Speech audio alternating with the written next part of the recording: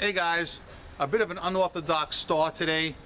The regular video will start shortly, but I need to bring you guys up to speed on something that went on last night. As many of you know, I uploaded a video last night that showed a person who was stalking me in Michigan had filed a fake complaint with the Oradell Fire Department, and I showed the email, the body of the email, but not his exact email per se in the video. Well, no surprise, he reported it. My stalker in Michigan mass flagged my video and got it removed from YouTube. That is probably the first time in 10 years on this channel that I have had a video removed like that. And yes, it was from my stalker. So, what I'm doing is, number one, in the description box you'll see a link. That will just take you to the site where my friend posted the actual email. I know a lot of you guys want to see the email and the false accusations he wrote, and you can see it actually came from him in Michigan. So please click that link and it will take you right to the email in question. Secondly, I'm going to repost last night's video on my backup channel, which is Crazy New York Driver NYC. I will put a link to that in the first comment, which I will pin. It'll be my comment. You'll see it on top. It would be great if you could subscribe to that channel. It's a long dormant channel that I haven't used in probably almost 2 years, but it's in good standing, and I'm going to use it to post stalker videos, all right? All about this cat. The guy is just plain evil, he's hateful, and he's attacked a lot of eBay sellers. If you sell on eBay, you better worry. Thankfully, eBay has issued a cease and desist letter against him for any actions on the platform whatsoever with any of its members. So we'll see how it goes. That's just a quick update for right now. Let us now get into the regular video, and please leave your comments on this issue and all eBay issues below. Let's do the segue now!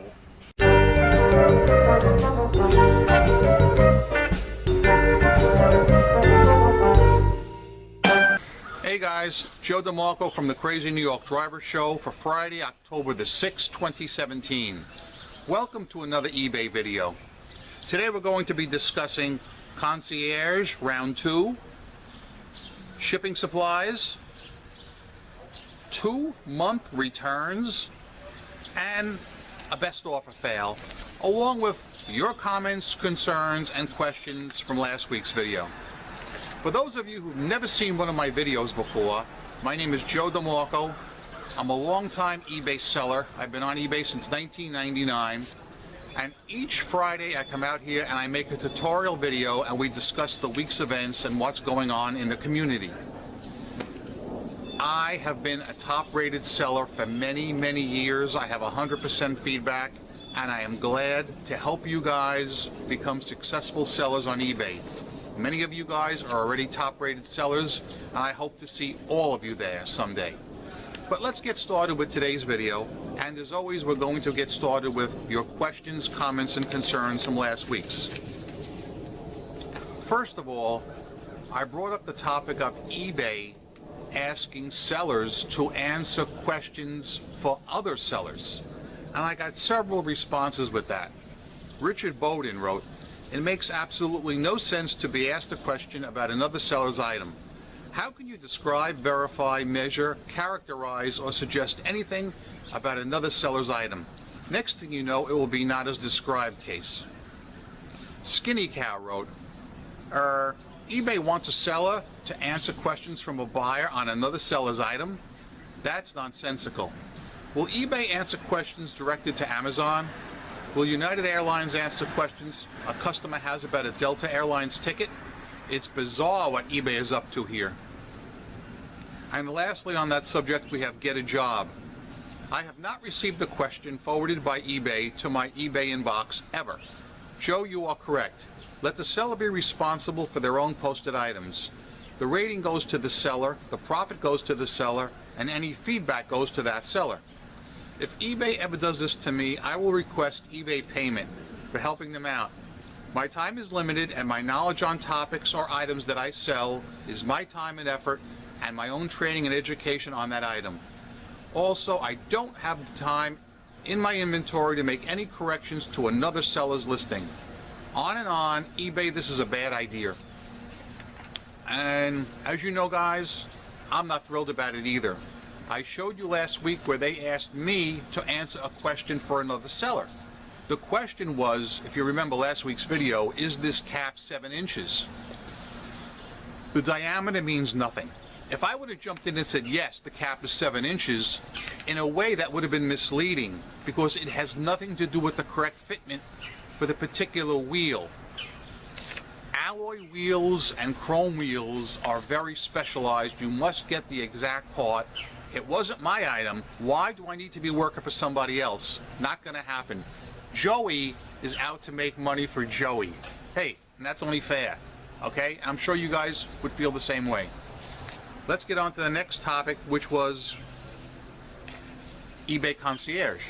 Transform wrote, eBay Concierge are the nicest people at eBay, but I found them to be the most ignorant of eBay politics, including how to get bugs fixed.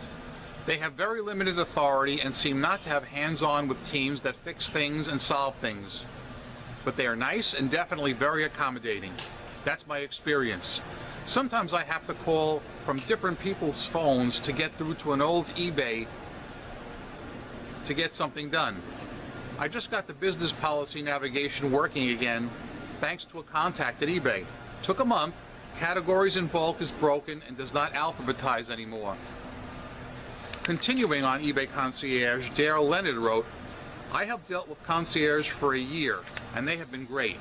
However, now that everyone is getting it, I suspect the regular CRS employees are being trained and quality will go down. Lastly on Concierge, Blue Llama Pilot wrote, eBay Concierge clueless agent, sad. This is one place where really cannot let the, oh, it was just her first week on the job be the answer. A big part of the push for Concierge is those agents in Concierge program are supposed to be already trained and experienced. You were certainly right that the whole point of eBay emphasizing tracking numbers and delivery proof is to keep any such thing from being a he said, she said situation. Every item not received would otherwise be a slam dunk win for the buyer. Every one of them. Last two questions I will read today are general questions where people were looking for answers. The first one was from Purple Kygor. Joe, has this ever happened to you? I bought an expensive item, $560, and when I received the package, it was totally different than what I bought. I contacted the seller, and it turns out he sent me a different order, and another buyer got my order. The buyer is sending it to me, and he asked me to send his order to the other buyer, but I'm concerned because of how expensive it is, and I know the other buyer is under no obligation to send me anything. Should I just open a case and go through the seller? The seller did send me a tracking number from the other buyer, but again, I don't know if he'll send me everything I originally ordered. Am I protected if I don't receive everything I purchased? In other words, a seller sent package A to customer B and package B to customer A and mix match them. I've been on eBay for 19 years, and I have to be honest, I did that once or twice in my entire life, but both times it did work out. I did exactly what this seller did. I messaged both the buyers. I said, I'm sorry, I screwed up. I sent your package to the other one and vice versa. When you receive the package, would you please forward it? And I gave the person's address. I said, please forward it to that person. I sincerely apologize, and I will reimburse you for any and all shipping costs, which I did, and it worked out. So to this person, Purple Kygor, I don't think you have anything to worry about. The seller made an honest mistake, and it looks like he's going to man up. However, I do think he should pay you for the shipping when you ship the item back to the correct buyer. And the last question I will read is from GB Bob, 80. Joe, is ProPay exist anymore? You haven't talked about it for some time. I'm assuming eBay does not accept ProPay for any more purchases. Is that correct? Yes, that is correct. ProPay is done on eBay. I used it years ago because they used to allow it, and I wasn't taking PayPal back then, which of course I am now, but ProPay is finished. It is done like a turkey in the oven on Thanksgiving. All right, that is it for your questions, comments, and concerns. Let us now move on to new topics. We will start with Concierge Round 2. So the other day, I had a buyer with a guest account buy something from me, and when I went to ship the item, I got a red error message saying the address was invalid. Sometimes you get that when the address has too many characters, but in this case, everything looked fine to me. So rather than sit there and scratch my head, I decided to get my money's worth out of eBay Concierge to see what they had to say. So I called right up, right through instantly, no problem. The lady was really nice, friendly, and accommodating. She looked at the address, and she instantly told me that the guy misspelled his own street address. Like that, within 10 seconds, my problem was solved. My item was printed and shipped. No problems. So this one was a win for eBay Concierge. Like I said, it was a minor problem. I'm very interested to see how it will work when a major problem occurs. And I hope I don't find that out, but you know, someday you probably will. So that's good news. This is the beginning of the fourth quarter, okay? Everybody has received their new coupon for their eBay shipping supplies. Use it or lose it this quarter. For those of you who do not know how to access this coupon, go into your seller hub, scroll down to where it says Manage Store. Click on that. On the next screen on the left at the top, you will see a few links. It will say Subscriber Discounts on the left-hand side. Just click on that. You'll be able to access your coupon code for your shipping supplies. Just paste it in when you check out. And it's important when you're shopping for your eBay shipping supplies. Like I had a $50 credit. So first I bought some boxes, and that came out to about $28. You have to click Add to Cart. Very important. Add to Cart. Then you can continue shopping until you hit your $50 threshold or a little above. I always go a few dollars above and pay the extra so I don't lose out on any of my credit. Best offer fail. Last week I stood out here and I told you guys about unsolicited best offers. I said how I will gladly accept an unsolicited best offer as long as the price is fair and the guy agrees to buy the item that day. So don't you know, last Friday after I shot the video, a guy contacted me and said, will you sell this item to me for $80? I was asking $120. Now the item was a dog item, so I had no problem dropping the price. I simply said to him, if I drop the price to $80, will you buy the item today? He said, yes, I will. And I answered him right away, all right? Bang, I dropped the price. I wrote right back to him. I said, I have dropped the price to $80. I figured he would buy the item within an hour or two. Never heard anything. The next day, Saturday, it dawned on me. I said, wait a minute, the guy never bought those items from me. So I went right back and I banged the price right back up to $120. He's done. He contacts me on Monday. He says, Joe, I'm trying to buy these items now, but it says you still want $120. I said, listen, I agreed to lower the price for $80 on Friday. You gave me your word that you would buy them on Friday. When you didn't, I raised the price back to $120. He wrote back to me again.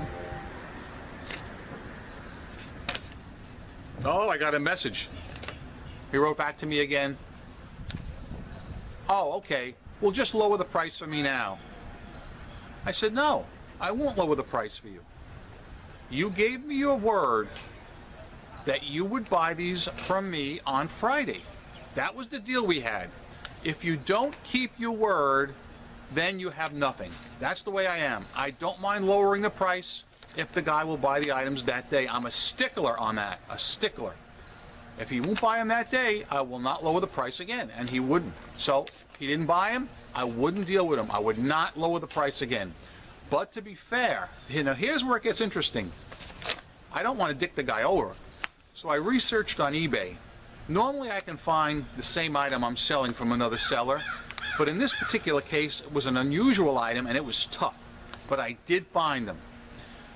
I found somebody else that had nicer ones than what I had, but he wanted $150. So when I responded and I said, no, I'm not going to lower the price for you, deal's off, I included a link. I said, I found another seller who has them. They're nicer than the ones I had, but the guy wants $150. Buy from him. This is something I do when I encounter somebody difficult. It's good because everybody wins. The guy will hopefully get his items from the other seller. The other seller will make a sale, and I get this guy off my back. I mean, it's wonderful. Everybody wins. So don't you know, a couple of days go by, so I figured the guy would have bought the items from the other seller. The guy writes back to me, no, the guy will not ship to Canada. I said, well, next time you give somebody a word, I suggest you keep it.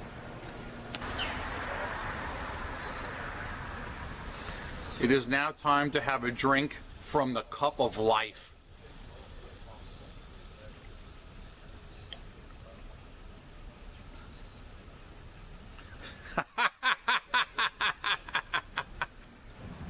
Guys, how have your sales been lately?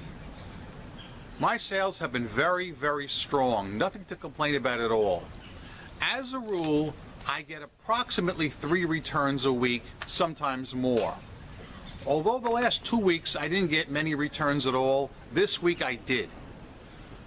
Now, there are really 2 type returns that I've always talked about in the past, but there's a third one I'm going to talk about today. The first type return, I got 1 this week, and that was a legit return. Totally legit. Guy buys an item, buys the wrong size, initiates a return through eBay, bang. He pays the shipping back, no problem. Those returns I have no issues with.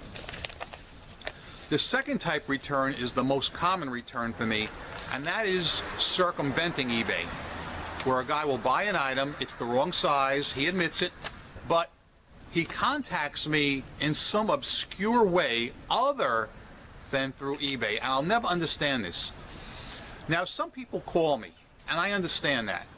I understand why they would call me. I don't like it, but I tell them on the phone, I'll be happy to take the item back, but you're going to do it through eBay, and I'll explain it to them. I will stop what I'm doing, and I'll walk them through the procedure, no problem. But I had one this week that instead of contacting me even that way, somehow made his way to my website, hubcapjoe.com, and asked me a question through there, saying he bought the wrong item. Why would he go that way? I don't get that. That is really circumventing eBay. And I said to him, hey, I'll take it back. You got to do it through eBay. However,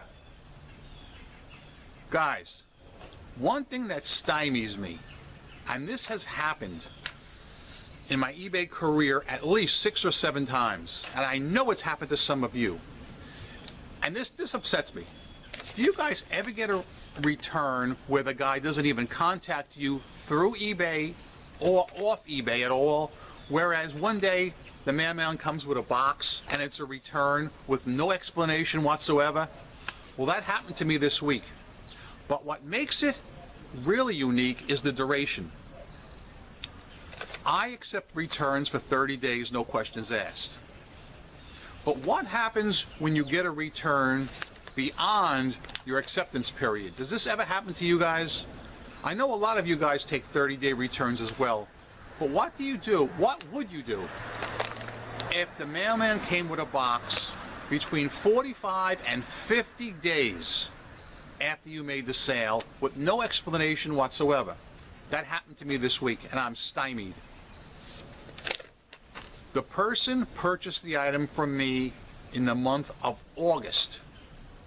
August! This is October. I don't get it. He never contacted me in any way. He can't start a return through eBay because he waited way too long. What I suspect he might try and do is a chargeback through PayPal. I would like to hear from you guys and tell me, has this happened to any of you guys where someone just took it on their own to send an item back to you without contacting you through eBay, or even circumventing eBay and contacting you on the phone? How did you handle that, and what did you do? And what did they do? Did they start a charge back through PayPal? I'd like to hear about that in the comments section below. As I said, I just got this back and I'm stymied. I'm watching my PayPal account to see if he tries an unauthorized charge or something. So we'll see how that goes. But that shocks me. I think his intentions were, because he cannot do it through eBay, I don't know why he waited so long. That's what I don't get. If he got the item and it's the wrong size, he could have returned it easily within the 30 days. Why did he hold it 49 or 50 days? Unfreaking believable. But that's my main question for you guys this week, so please address that if you would.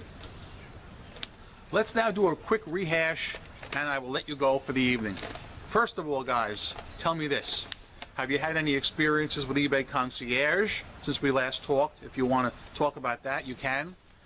If you have any more comments about sellers having to answer sellers' questions, whether you think it's good or bad, you may comment about that. I had that one experience last week, but nothing since. And if you have any comments or concerns about best offers, quarterly coupons, anything eBay related whatsoever, you're free to discuss them below. Anything eBay related, period. And I'm especially interested in the last topic, this 2-month return. That's ridiculous. At this point, I'm just going to sit back and see what the customer does. But it's going to be interesting, I can tell you that. Guys, remember a few things. These are important. Number one, I'm Crazy New York Driver and you're not. Thanks for watching. I come out here each week, every Friday. I've been doing this for many years to try and help you guys do well on eBay and answer your questions, comments, and concerns. If I'm helpful to you, please give me a thumbs up. It shows me I'm doing the right thing. If you don't think I am, tell me why in the comments section below and I will address it. I'll be more than happy to answer as many of your eBay questions as I can. Remember, I am a seller friend, not a seller critic or a skeptic of any kind. That's very important, okay? Thanks for watching. I hope you guys make a lot of sales. I will see you next week. Rock on and peace! Yeah!